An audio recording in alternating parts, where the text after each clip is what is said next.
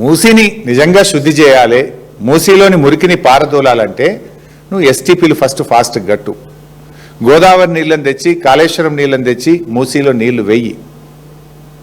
మూసీలో కలుస్తున్న industries ఏవైతున్నాయో కలుషిత నీరు వదులుతున్నటువంటి పరిశ్రమలను గుర్తించి వాటిని షిఫ్ట్ చేసేయడానికి ముందు ప్రయత్నం చెయ్యి.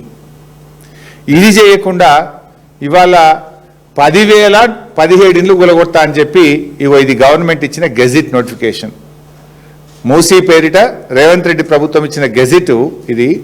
10,017 ఇండ్లు కూలగొడతాము, 3,279 ఎకరాల భూమిని సేకరిస్తాము అని ఇది రేవంత్ రెడ్డి ప్రభుత్వం ఇచ్చినటువంటి గెజిట్. 10,017 ఇండ్లు కూలగొట్టారట. 10,017 ఇండ్లు అంటే ఎన్ని లక్షల జీవితాలు కదా. ఒక్కొక్క ఇంట్లో 5-10 మంది ఉంటారు. ఒక్కొక్క ఇల్లు 3 అంతస్తులు ఉంటుంది. ఫస్ట్ ఫ్లోర్లు ఉంటారు, సెకండ్ ఫ్లోర్లు ఉంటారు, థర్డ్ ఫ్లోర్లు ఉంటారు. 1,00,000 జీవితాల్ని కూలుస్తా అంటున్నావు నువ్వు. ఇప్పటికే హైడ్రా పేరు మీద 1,00,000 జీవితాలు కూల్చినావు.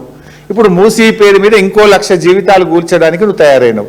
It is the government gazette, నేను చెప్తలేను. 10,017 ఇండ్లు. గాంధీ విగ్రహం పెట్టడానికి 10,017 ఇండ్లు కూల్చడం అవసరమా? మూసీ నదిని శుద్ధి చేయడానికి ఈ 10,017 ఇండ్లు కూల్చడం అవసరమా? మూసీ శుద్ధి చేయడానికి ఈ 3,279 ఎకరాల భూసేకరణ అవసరమా? అసలు ఏంది, నువ్వు మూసీ శుద్ధి చేస్తావా, రియల్ ఎస్టేట్ వ్యాపారం చేస్తావా? మూసీ శుద్ధి చేయడానికి 3,279 ఎకరాలు ఎందుకు మేము అడుగుతా ఉన్నాం. అంటే నీకు ఒక విజన్ లేదు, నీకు ఒక ప్రణాళిక లేదు, నీదంతా రియల్ ఎస్టేట్ వ్యాపారం. రియల్ ఎస్టేట్ దందా కోసమే పాపం పేద మధ్యతరగతి ప్రజల ఇండ్ల మీద పడ్డావు నువ్వు. నీదంతా కూడా దోపిడీ వ్యవహారం.